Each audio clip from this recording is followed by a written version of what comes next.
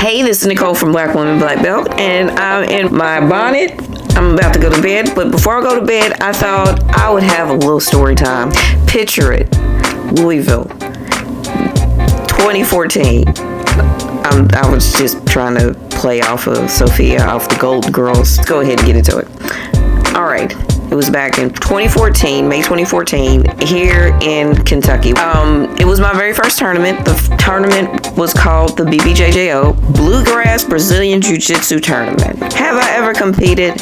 No. Only been on the mats for 8 months. I talked to my professor. I asked him, hey, what is it to be in a Brazilian Jiu-Jitsu tournament? He's like, oh, it's just like rolling on a regular day. And I was like, well, I can do that. And I'm about to go some people.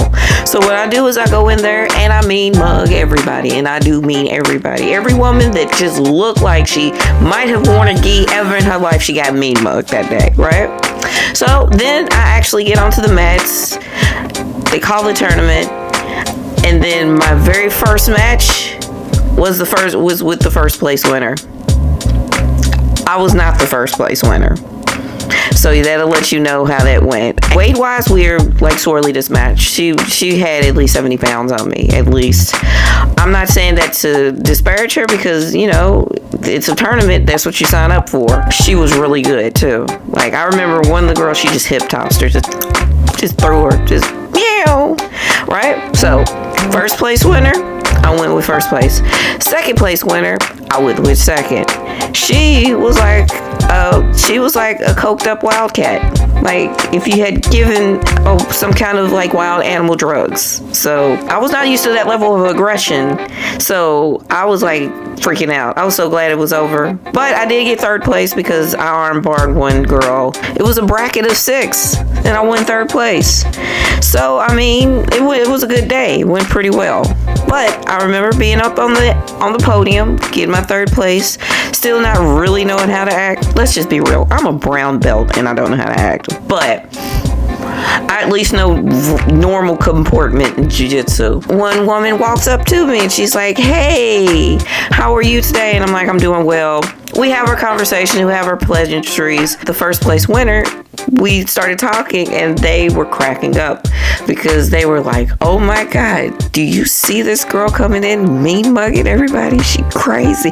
They thought I was evil. Like they thought I was absolutely like nuts. The girl that introduced herself, Chris, she was like, she's mean mugging me and I'm not even in the tournament. I'm scared for you. Long story short, Chris and I, we became friends from that day on. Now, I tell that story to get to this point. Remember back last month where that couple, the Mantarion Scott, he promoted his wives to black belt. And then the wives promoted him to black belt, and they're now a black belt family. Yeah, that was Chris and his other wife, Kate. And I've been knowing them. I've been knowing Chris for 8 years. I've known Kate for about 6 or 7. So what I did was I knew that the controversy was going on, and I just thought, hey, I don't know if they'll talk to me, even though we've been friends forever. I don't know if they'll talk to me, but you know what? I'll ask them and see if they want to talk. So that's exactly what I did. All right. So what you're seeing after this is the result of the talk. I did not do a lot of research. I actually didn't really have to do a lot of research because we've been knowing about it in Kentucky for about a year now about the promotion, and I was floored myself. And on top of that, I've been knowing that they have been polygamous for at least, 2016, 2017. So this is what, 7, 8 years? 2016, 6 months. So yeah, 7 years. So it's about 7, 8 years. Well, 6, 7 years, right? I'm not really sure exactly when. I just remember when she told me. Instead of me talking about it, I want you guys to watch it and let me know what you think. All right. So let's get it started.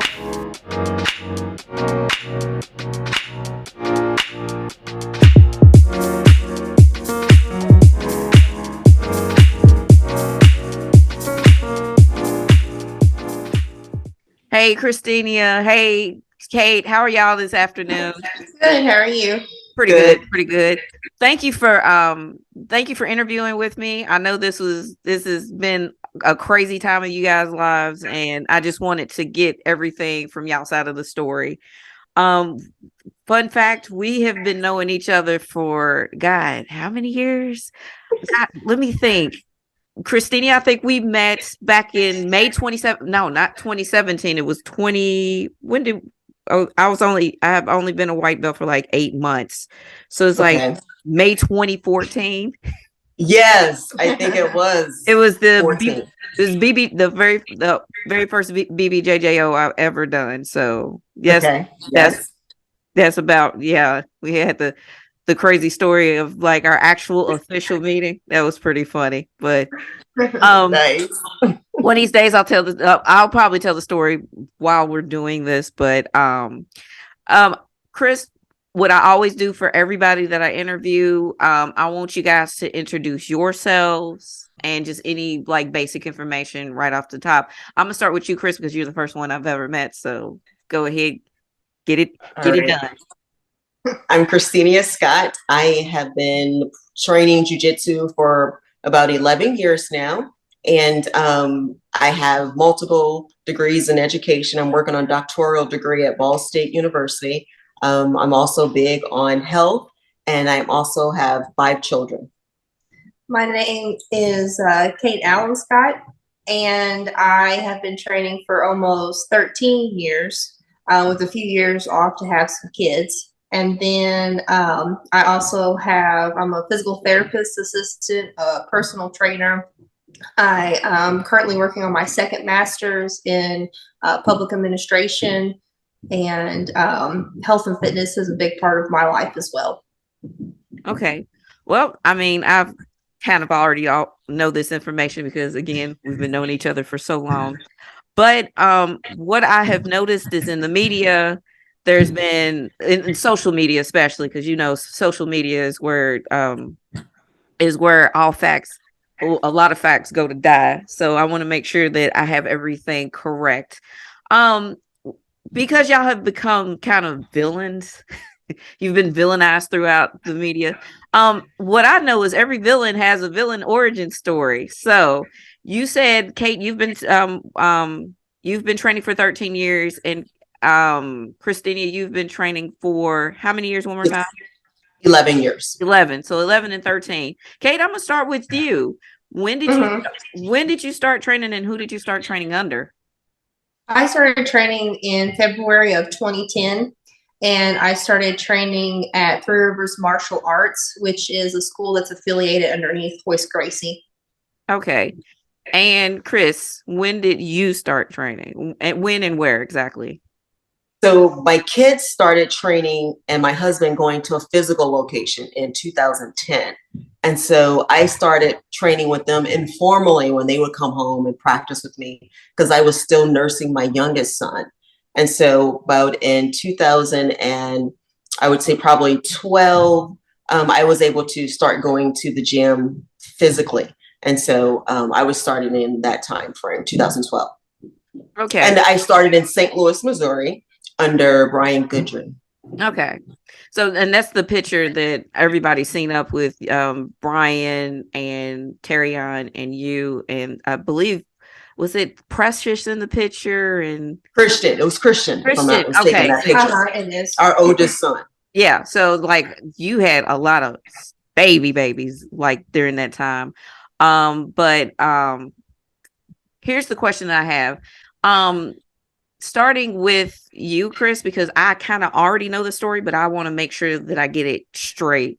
You were under them since like you went officially in 2012, but your husband and the kids had been going there since 2010. Exactly how was promotions and things done at the gym? Because I know that y'all had kind of a hard time getting promoted and all that good stuff. So explain to me what was going on when you were in St. Louis. Great question. Well, Nicole, you never knew when you were going to get promoted. You generally, I start seeing the pattern with in-house competitions. We would compete in-house. And so I would see people getting promoted based upon if they maybe won the in-house competition or did really well. So that was one thing that I saw. And then also based upon outside competing outside of the gym at different tournaments. So that's generally how I saw promotions being done under our first instructor, Brian Goodry. Okay, so it's more of a competition heavy type deal where if you competed, you then got the promotions. Because what I remember of you is, fun fact, you were blue belt world champion back in 2017, was it? Yes, 2017, no, 2018. I'm not mistaken. 2017. Was it 2017? Okay. I went in 2018. Okay, 2017. Yeah, because we were there together at the same time during 2017. I think we hung out 2016, but 2017 is the year you kind of knocked it all out of the park. All right, so I'm going to go back to Kate. You started 13 years ago, and I have a lot of questions, but how did you start? So when I started, it was pretty just like, your typical promotion, how things went. So through Hoist Gracie would come because at the time, all of the head instructors were just brown belts. And so he would come and then he would promote us at the seminar. So it was a seminar promotion. And then when I met Chris and Scott, I decided to go under Brian Goodry. And at the time I was a purple belt. I got all the way up to purple belt with one stripe under Hoist Gracie. And then when that happened and I switched schools, I went to a Brian school, rolled with the different, with his different students. And he kind of watched me, saw how I rolled. And he said, in our system, you would be more of a blue belt, not really a purple belt. And so we kind of sat there, because this is another thing that's come up. We kind of sat there and talked and things like that. And he gave me the option of what I wanted to do. Go down and be demoted to blue or go to purple. And he said, well, you haven't gone to an IBJJF or a high level tournament at purple belt, so you can still go down to blue. And so at the time, that's what I did. It's something I regret doing. And I actually went back to, after we left Brian Goodry's gym, I went back and went back to purple belt with one stripe, the highest belt that I had been ranked. But I made a formal apology and all of that, it was wrong of me. And I didn't feel, I wasn't comfortable with that decision anymore. Okay. Because I remember when that happened, I was like, wait a minute, she was purple and now she's blue. Mm-hmm. And then I was like, I was confused. I was like, y'all know me, I'm out of the business that pays me. So I was like, whatever with that. But we're going to get more into kind of y'all's situation because everybody is kind of hung up on the part of the polygamy part. Even though I've been knowing this for years, I remember you told me, I was like, oh hell no. I was like, nope, I'm not doing it. Nope, I wouldn't do that. It's not my thing. But what I think when I went home that day, because I remember when you told me we were coming back from Chicago, you told me, I was like, nope. But then again, I was like, y'all are both adults. That is excuse my language, is your grown ass business. Ain't none of my business. But do you mind telling me how this became a polygamous situation? Because I really honestly don't know how it became. I just remember you saying we're sister wives, and I was like, oh no. I was like, no, I'm good. So can you tell me about that? Sure, Nicole. So I had come to know Kate through our women's jiu-jitsu club on the internet, and she was looking for a women-friendly gym, and she was visiting and preparing to relocate to this area, Southern Indiana and the Louisville, Kentucky area. And I encouraged her to attend certain schools and gave some recommendations. And then eventually we set up a time to meet. And we had a really great time together. And then we were the only people Kate knew outside of her new training family here in this area. So Kate would come over like every weekend and we would train jujitsu, talk about things. And, we really start becoming, I mean, she really enjoyed having our company, and we enjoyed her company too. And like one day we was like, oh, how can we tell her options? Because, really it felt like an adoption. She really wanted to be a part of our family. And we was like, okay. And we understood there were different options in a relationship. And we explained those options to Kate. And she was like, I really want to be a part of your family. And, Scott and I had always talked about this happening in our future in regards to someone else coming involved with our family, me sharing my husband and having a great relationship with that other person. And it happened to be Kate. And so, Kate, you came to our family in what year? It was 2016. Okay. So in 2015, sorry. So 2015. Yeah, 2015. Okay, because that's probably why I didn't know who. Right. I met you second because I met you in 2014. So you came into the family 2015 because I was so naive. I was like, oh, they're so nice helping this young lady coming up. I was like, oh, okay, all right. But who was the person that talked to you first, Kate? Who's the person? My thing. And wait a minute, let me add this also. And what did they say? Because I straight up would have looked at you and been like, hell no. But again, what did they say to you that was like, all right, this is a good idea? Well, I when I was coming over for, to train jiu-jitsu, and then we would have like a Bible study afterward. We were talking a lot about marriage because that was something that was, put onto my heart, that I really wanted to find someone and get married. And so, and I kind of had that feeling that was kind of like my time, that I was going to meet someone.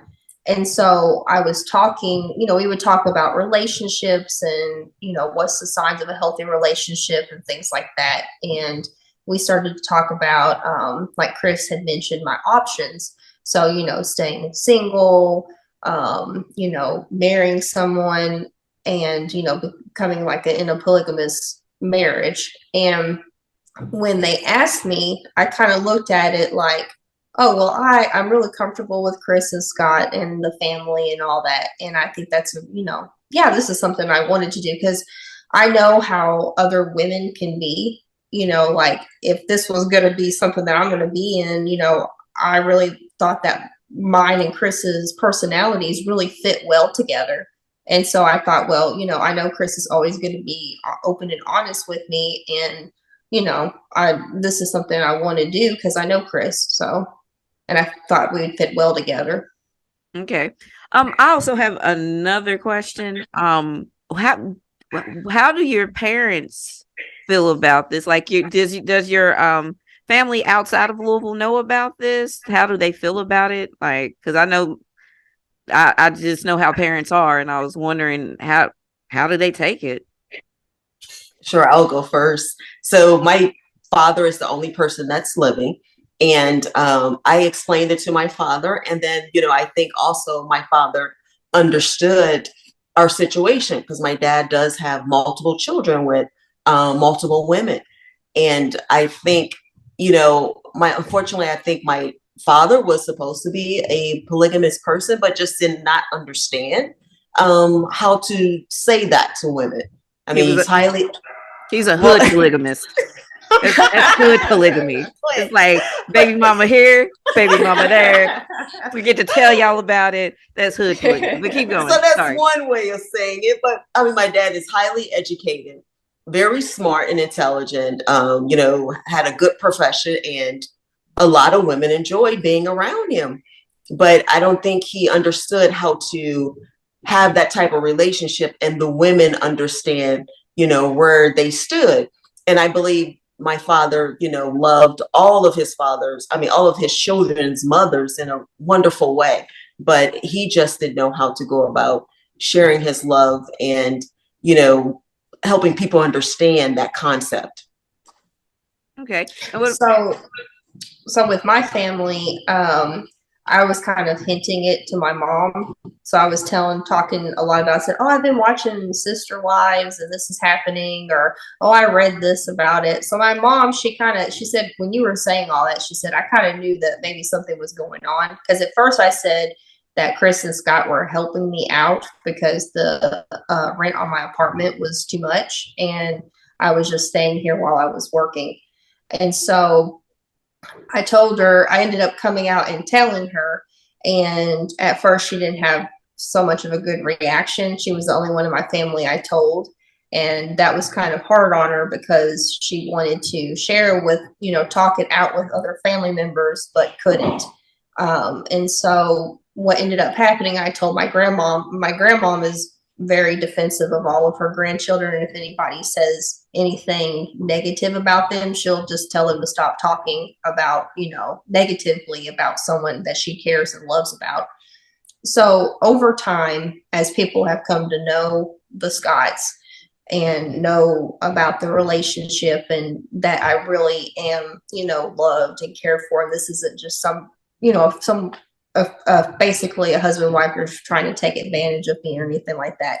They've come to, welcome it, and understand it more, because it's not something that anybody is prepared to happen, or like, because it's not common, it's uncommon. So it's not, it's something that takes a little bit for people to get used to, just because it's so uncommon in our society right now.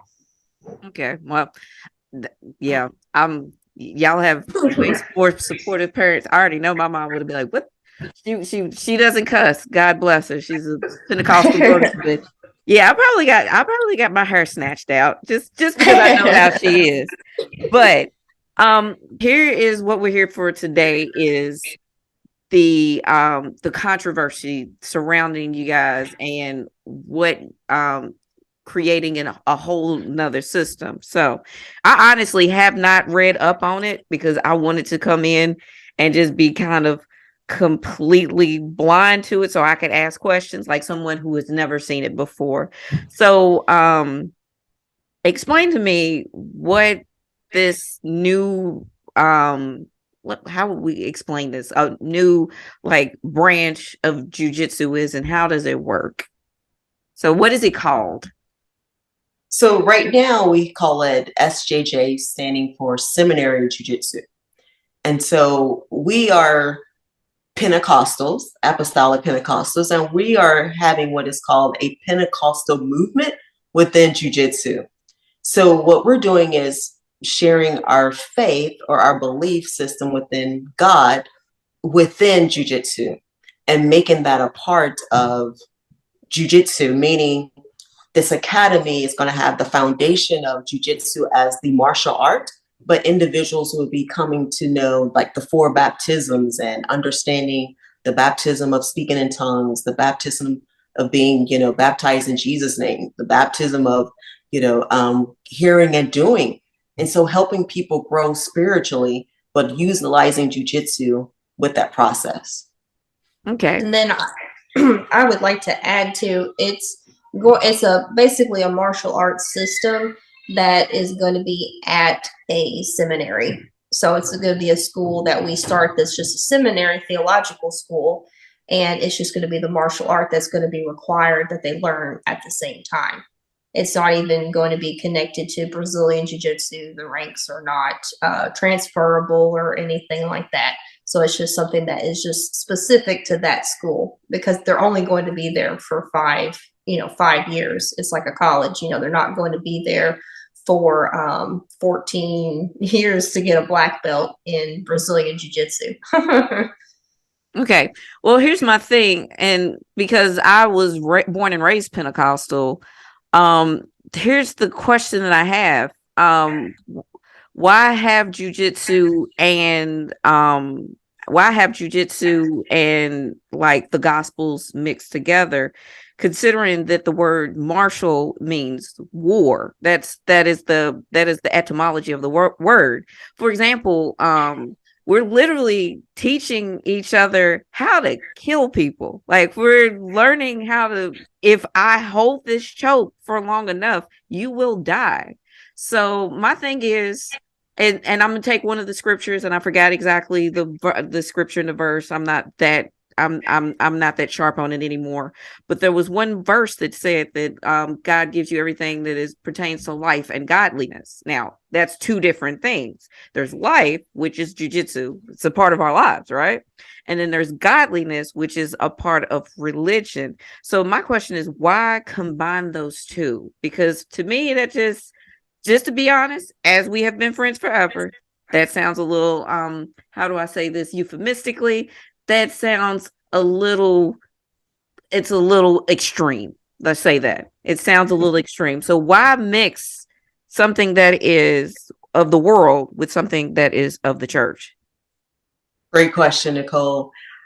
I can see it for a number of ways. Number one, let's look at it from the warfare aspect of it. I believe we're also in a spiritual warfare. The Bible talks of us warring against our flesh. And so jujitsu helps you deal with your flesh. Because I mean, you're getting like beat up and you're like on the mats for hours, and you learn discipline, like how to stay on the mats, and you get accustomed to somebody choking you, somebody trying to toe hold you, and you still are trying to fight out of those different holds. So I see how it parallels to spirituality in regards to your flesh, because you learn a lot about self-discipline. And then also understanding that in the Bible, it talks about how Jacob wrestled with the angel. Well, if you have never wrestled, you really don't understand what Jacob experienced. And, you know, in that story, the angel touched Jacob's hip. And we know when somebody stops your hip, it's hard to move in jujitsu. And it's like, wow, that makes sense how that occurred. And even when I think about David, you know, choking out the lion, and they call it the I think it had David, the rear naked strangle. They call it the lion choke. Somebody said that, and I was like, wow, exactly. I know exactly how David killed that lion. So I'm seeing wrestling in a biblical perspective, or from a biblical perspective. And another example in the in the New Testament, it talks about how we wrestle not against flesh and blood, but against principalities and spiritual wickedness in high places. Well, if you've never wrestled, how do you understand that? So taking something physical and transferring it to a spiritual aspect is what a person will gain going through our program. All right. And I do understand what you're saying, because I was about to say, like, the Jacob wrestling with the angel, the Mataleon, because that's what it's called in Spanish / Portuguese, the lion killer. Yeah. Actually, David didn't kill the lion. The God. Well, the bear, it's the bear and the lion, if I'm not mistaken, in the story. Hey, well, I have to look that one up. I'm thinking Daniel in the lion's den, where God just locked their jaws so they couldn't eat him. But again, you said principality. We wrestle not against flesh and blood, so that's the thing. How I was always instructed is you can't teach a spiritual concept with a physical touch, like that. Those things don't intermingle. It's you I feel like you're placing spiritual a spiritual concept with a physical concept, which usually does not connect very well. So that's the part I'm having problems with. So, well, how about you look at when Paul encourages us to put on the spiritual armor, you know, the helmet of salvation, the sword of the spirit, your feet shod with the preparation of the gospel, your loins girded about with truth. Now, what I would say is I can put certain jujitsu principles with that. Okay. So the sword, meaning spiritual word, what thoughts am I communicating, right? Or how can I let people know this is what I'm meaning? So you can use that with the words that you're saying, but also understand that Jesus is the Omega, you know, Alpha and Omega. He is the alphabet. He also created jujitsu. It's in everything that we do. And unfortunately, I think in our Western society, we like to separate entities. My body is separate from my spirit. My mind is separate. But when we look at it from the Bible, everything is integrated. They're all one. It's all together. They're components of a whole system. That's what I'm really trying to say. Okay. And I think too, what I would like to add is the mats and the act of wrestling is a wilderness experience. And so it's getting people who, they need to put their flesh down. So that's what you would see in the Bible when someone would go out into the wilderness or go through extreme conditions to reach, God or a higher spiritual level. They had to put their flesh down. They had to think less of their flesh, less of myself, so that people can see more of God. And so by coming out onto the mats, they're having to put their flesh under subjection, and therefore, being able to reach kind of a higher level of spirituality, because now their flesh isn't thinking so much, or they know how to deal with it. That's what we do. When we fast, we stop thinking about so much about our fleshly needs and more about what God needs. And boy, have we done a lot of fasting for tournaments, trying to make weight. Yeah, that's pretty much making weight. Everybody does intermittent fasting. So yeah, that right. Lord, especially considering like I'm right at heavy / super heavy, and I'm not trying to do that again. But but here's my other question, and I know this is the question that everybody's gonna have. I get the fact that you guys want to make a whole new connection with God and jujitsu, which I still am kind of like, yeah, I wouldn't put those together, because it's like mixing oil and water. It's two different concepts in the way that I learned it. But here's the question. Let's just say you wanted to create this. Why not just stay under a person that has the, that has the credentials? Why not go to someone, because you guys are all brown belts, Terrion included. You were all within 2 years of getting that black belt that would have legitimized you throughout the entire thing of Brazilian Jiu-Jitsu.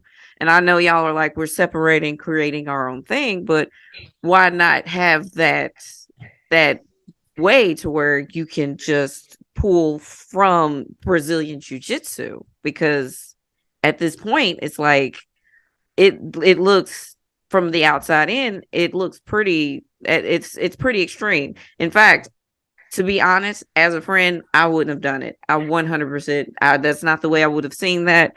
But why break off from Brazilian Jiu-Jitsu to do what you're doing? I like that question, Nicole. For several reasons, we broke away, because also with our understanding with education, and you're an educator yourself, we started developing our own educational philosophy when we had our gym. And that's when it really came to our understanding, when we were trying to lead people, but not understanding when we were going to be led in the right direction from our instructor. So the journey wasn't plain to us, and we began to see that we could make the journey plain to our members or our clients. And that was difficult for me to do as an educator. I'm leading you blindly, and unfortunately, I'm blinded myself when I know you're coming here for me to sell your service, and I can't really give you the service that you wanted. And a lot of our members were wanting self-protection, not sports jiu-jitsu. So how do I rank you in our system when it's more predominantly focused on sports jiu-jitsu? So there became a conflict with our educational philosophy, because as we're increasing in understanding, we came to understand that we were more of a holistic philosopher. So we were concerned about the person's mind, body, and spirit. And we wanted all three of those to work interchangeably together.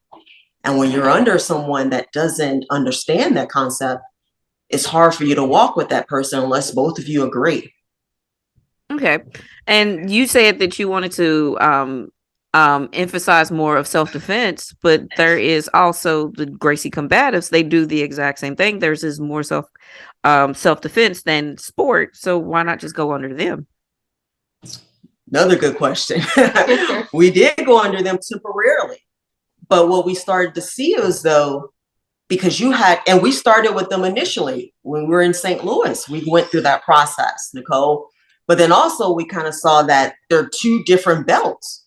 So there's more. So under the system now that the brothers have, the Gracie University, it was as though you had to really start from the beginning in their system, like a white belt, and move up the ranks to where you currently were.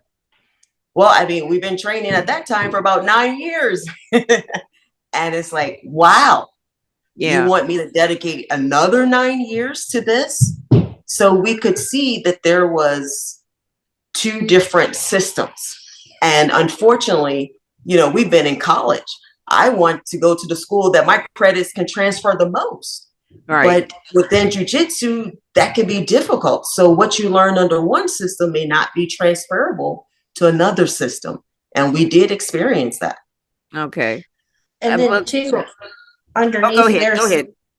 Underneath their system, at Gracie University, they have a pink belt track, which is kind of like a streamlined track just for women, to go and get a certification that's not, connected to Brazilian Jiu-Jitsu really, because it's its own belt. And so it's kind of like what we're doing with seminary Jiu-Jitsu, in the fact that we're creating kind of our own track that fits in the same time frame as someone going to school. And then also it's kind of more streamlined as to, here's the most important techniques that you will need, because it's also, we will be talking to future pastors and ministers, people who are going to be in front of people, and who know, like today's a crazy time. There's mass shootings, things are kind of on edge, and there's no telling what they're going to kind of encounter. So it's important that they know self-protection, or they can also teach it to their congregation members. And then also, Nicole, to add to what you said, that may be a little bit controversial, is that, Scott, who was our head instructor, did promote Kate and I to black belt, because he determined that we had completed his curriculum. He said, you all have done everything I've taught you. What more am I expecting from you? And unfortunately, the person over us didn't have a curriculum. And it's like, you just keep training, keep teaching, and we're going about this blindly. And, you've gone to college. Your professors, they give you a syllabus. You know what the objectives are. You know when you're going to be done with that degree. You know how much that degree is going to cost you. And we felt that we could not continue to portray that type of mentality, within the community. We felt that it was unethical. Okay. And so that's why we decided to do what we did. All right. Well, because I am running very quickly out of time, and I hate that it's cutting off like this. What is the future for seminary jiu-jitsu? Like, where do you see you guys going in like 1, 2, 5, 10 years? Another good question, Nicole. I think we're still working on that, but we also see that perhaps it will be offered in different communities. It will be offered at different temples or places of worship. And so we do see that people will be able to learn about this martial art at the school. And we're looking at placing the school in Indianapolis and then branching out outside of Indianapolis to other locations. Okay. Well, I probably will have some more questions, and we'll just do a part 2, because I got to look over this, and because there's some stuff that I'm still like, but I'm gonna just cut it off right now, and we'll come back and meet another day if you don't mind. Okay, sounds good. Sounds good, Nicole, and thank you. Yeah, thank you. Thank you guys for your time, and I'm gonna cut y'all off.